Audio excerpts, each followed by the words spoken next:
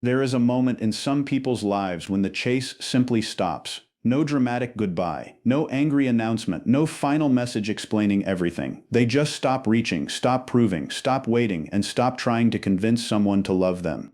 And what makes this transformation so interesting is that they may still deeply believe in love. They may still want a meaningful relationship, emotional closeness, and someone they can build a life with. The difference is that they no longer want love badly enough to lose themselves for it. Psychology suggests that romantic pursuit is not always driven by genuine connection alone. Sometimes it is connected to insecurity, fear of rejection, fear of being alone, or the powerful need to feel chosen. A person can spend months or even years chasing someone, believing that if they just become more attractive, more patient, more understanding, or more available, the other person will finally give them the love they want. But eventually a painful realization can appear. The problem was never that they were not trying hard enough. The problem was that they were trying to create mutual feelings where there was no mutual effort, and once that realization settles in, something inside them begins to change. In this video, we are going to explore the psychology behind that transformation. You will learn why some people suddenly stop pursuing relationships after spending so much time wanting them, why uncertainty can sometimes make attraction feel stronger than it really is, why rejection can become information instead of a personal wound, and why people who once needed constant reassurance can eventually become extremely selective about who receives their attention. We will also explore one of the lesser-known psychological shifts that happens when a person stops chasing love. They begin to separate the desire for connection from the need for validation. That distinction can completely change how someone approaches relationships. Instead of asking, "How can I make this person choose me?" they begin asking, "Is this person actually capable of giving me the kind of relationship I want?" That question changes everything. Because when someone stops chasing, they are not necessarily becoming cold, distant, or emotionally unavailable. Sometimes they are becoming more emotionally aware. They are learning that mixed signals are still signals, inconsistent effort is still information, and constantly wondering where you stand with someone is not the same thing as feeling loved by them. By the end of this video, you will understand why walking away can sometimes be a sign of emotional growth rather than defeat, and why the person who no longer chases love may actually be more prepared for healthy love than the person who desperately searches for it. So stay until the end, because the final realization may completely change the way you look at people who suddenly stop pursuing relationships. Welcome to our channel, where we explore the hidden psychology behind human behavior, relationships, emotions, and the patterns most people never notice.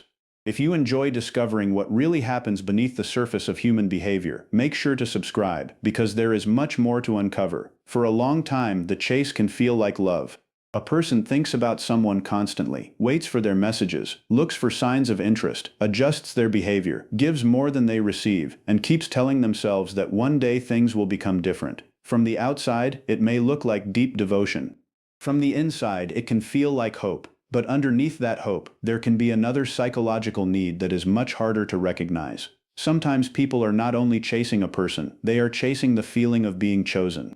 That difference is extremely important because when the real goal becomes validation, the relationship can start to feel like a test of personal worth. If that person responds, they feel valuable. If that person becomes distant, they feel rejected. If they receive attention, their confidence rises. If the attention disappears, they begin questioning themselves. The mind slowly connects another person's behavior with its own sense of worth. This is one reason why someone can become deeply invested in a person who is giving very little in return. They are not simply asking, "Do I love this person?" A deeper question may be hiding underneath it. What would it mean about me if this person finally chose me? For someone with anxious attachment patterns, romantic uncertainty can become especially powerful. Their attention may become focused on signs of closeness and signs of rejection. A delayed message can feel important. A change in tone can feel threatening. A small amount of affection can bring enormous relief. Then that relief can create a desire for more. The person begins trying harder, communicating more, giving more, waiting longer, and forgiving things they normally would not accept. The strange part is that they may believe they are fighting for love when they are actually fighting against the fear of not being enough. And this is where the psychology becomes uncomfortable. Sometimes the person they are chasing is not even the person they would consciously choose if they were calm and emotionally secure. They are chasing the emotional reward that comes from finally being accepted by someone who has made them uncertain. The question changes from "Do I want this relationship?" to "Do I want the feeling of finally winning this person's love?" Those are two very different desires. One is about connection, the other can be about validation, and when a person begins to understand that difference, the entire chase can start losing its power. They begin noticing how much energy they have been spending trying to create certainty from someone else's uncertainty. They notice that they are always the one starting conversations. They are the one asking when they can meet. They are the one explaining their feelings. They are the one making excuses. They are the one waiting. They are the one forgiving. They are the one trying to keep the connection alive when the other person seems perfectly comfortable letting it fade. At first they may tolerate this because every small moment of affection feels meaningful. A short message can make them forget weeks of inconsistency. A warm conversation can make them overlook repeated disappointment. One good day can erase 10 difficult days in their mind, but eventually patterns become harder to ignore. This is often where the emotional shift begins. They stop looking at individual moments and start looking at the whole relationship. They stop asking, "Did they show me affection today?" and start asking, "What does their behavior consistently show me?" That is a major psychological change. They are no longer judging the relationship by its best moments. They are judging it by its overall pattern, and patterns are difficult to romanticize forever. A person can convince themselves that someone is busy. They can explain away a missed message. They can excuse emotional distance. They can believe someone is scared of commitment. They can tell themselves that the other person has been hurt before. But when the same behavior repeats again and again, the explanations eventually become more exhausting than the truth. The truth may simply be that the effort is not equal. And healthy love does not require one person to constantly convince the other person to participate. This does not mean every relationship must have perfect balance every single day. Real relationships naturally have periods where one person gives more because the other is struggling, busy, tired, or dealing with a difficult situation. Reciprocity is not mathematical equality. It is a general feeling that both people care about the relationship and are willing to contribute to it. The person who stops chasing begins to understand this. They are not suddenly demanding perfection. They are simply tired of carrying something that was supposed to be carried by two people.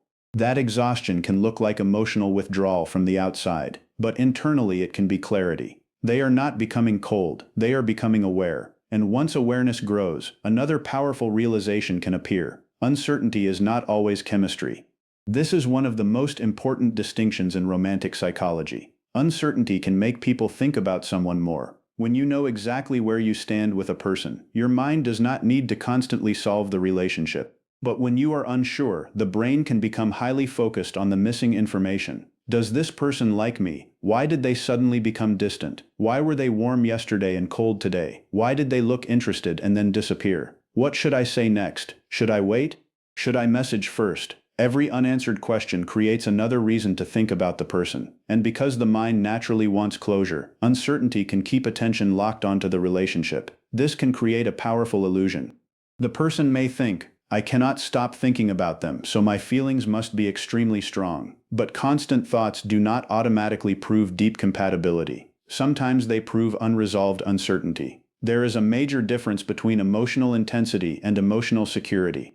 Intensity can come from unpredictability. Security comes from consistency. One can keep you awake at night. The other can help you sleep peacefully. When someone becomes aware of this difference, the attraction itself can change.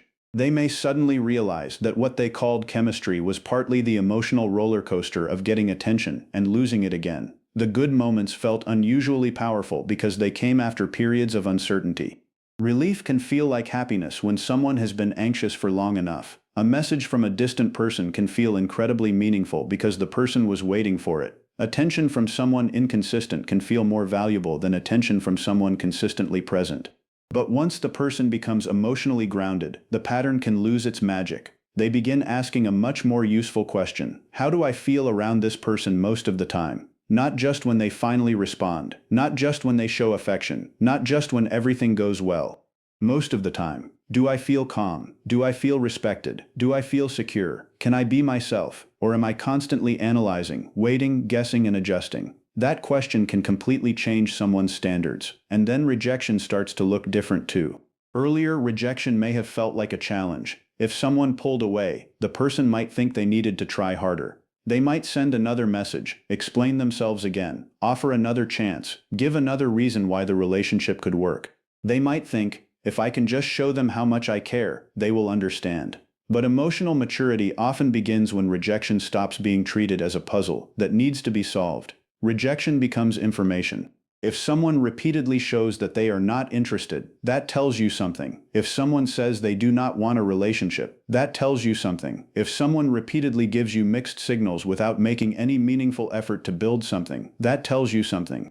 It may hurt, but information can still be useful. The mature response is not always to find a better strategy to change the person's mind. Sometimes it is to accept what their behavior is already communicating. This is difficult because the human mind often wants a different answer.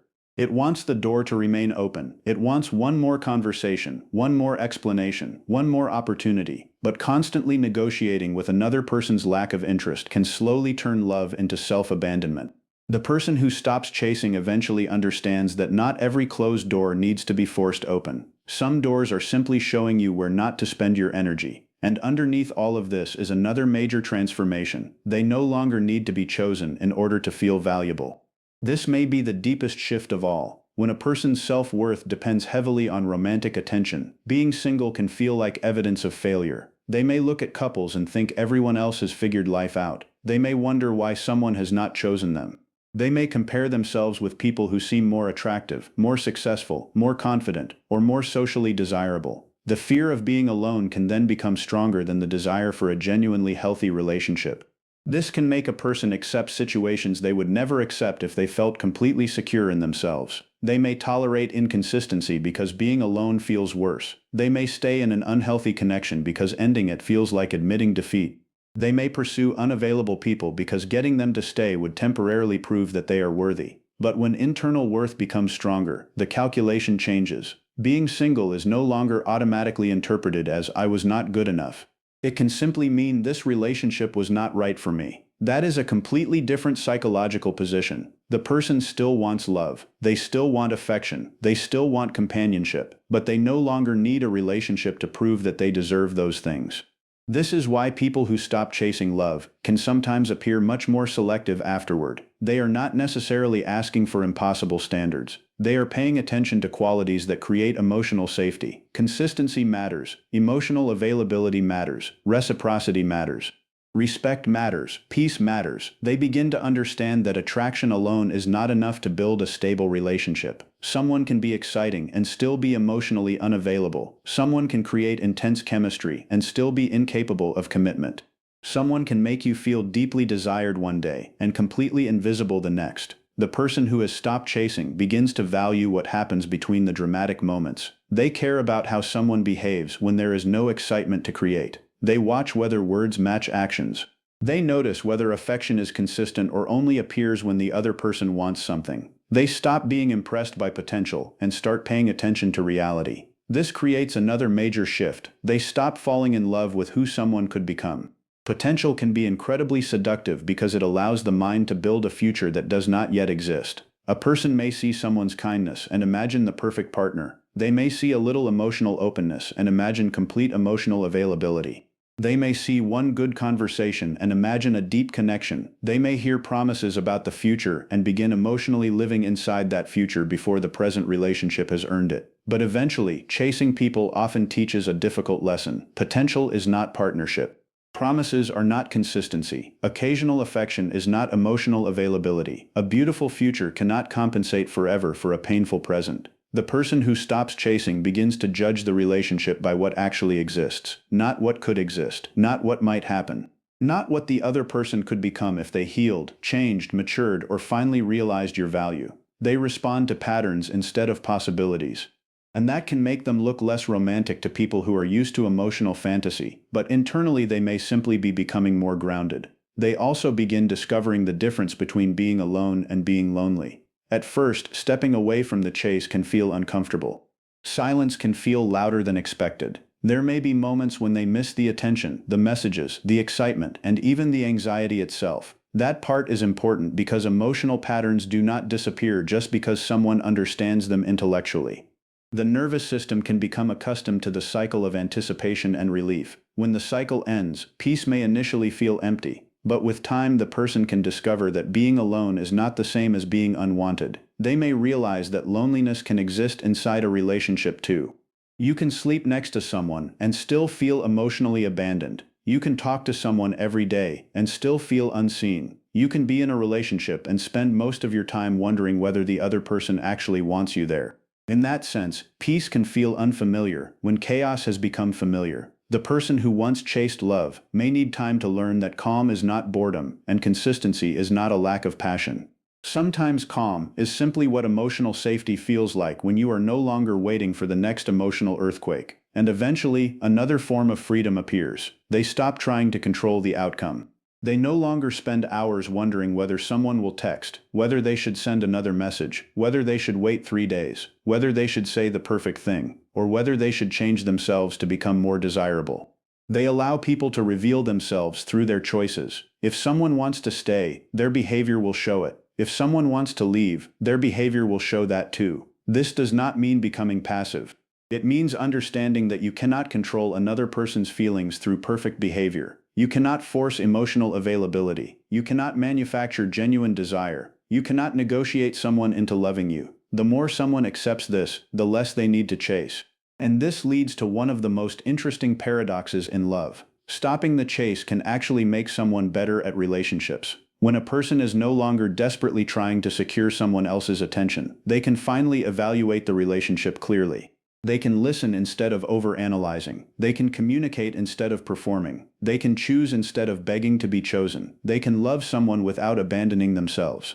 Their motivation changes from "I need someone to make me feel complete" to "I want to share my life with someone who adds to it." That is not the disappearance of love. It is a different relationship with love.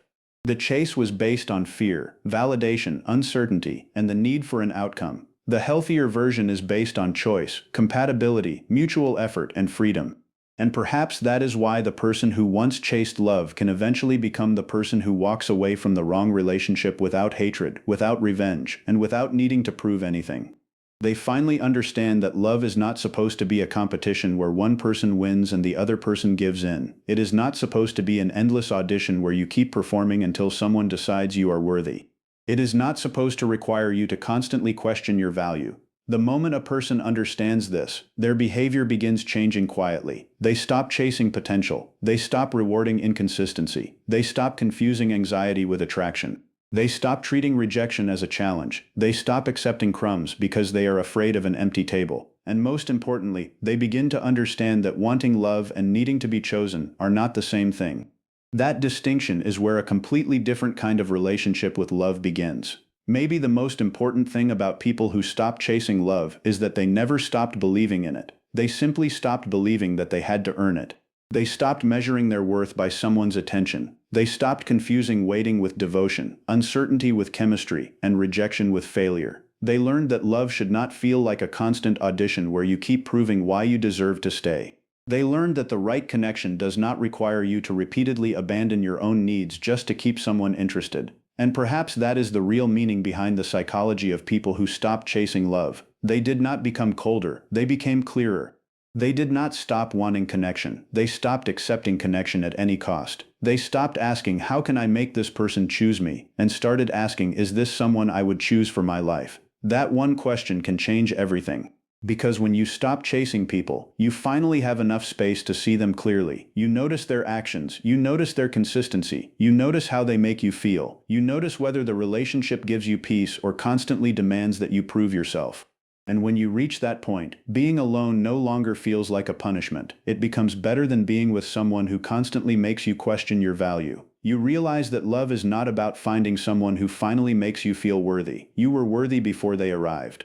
Love should add to that worth, not determine it. So if you are currently walking away from someone you spent a long time chasing, do not automatically assume that you are giving up on love. Maybe you are finally giving up on the idea that love has to hurt before it becomes real.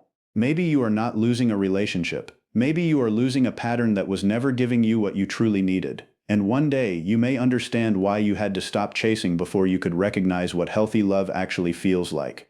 Because the strongest form of love is not desperately holding on to someone who keeps pulling away. It is having enough self-respect to let people reveal whether they genuinely want to stay. You stop chasing, you stop forcing, you stop convincing, and you start choosing. That is when love stops being a question of "will they choose me?" and becomes something much more powerful. Do we freely choose each other? If this video gave you a new perspective on love, relationships, or your own emotional patterns, make sure to like this video and share it with someone who may need to hear this message. And if you want to keep exploring the hidden psychology behind human behavior, relationships, and emotions, subscribe to the channel and become part of our community. Because sometimes the biggest change in your love life does not begin when someone finally chooses you. It begins when you finally choose yourself.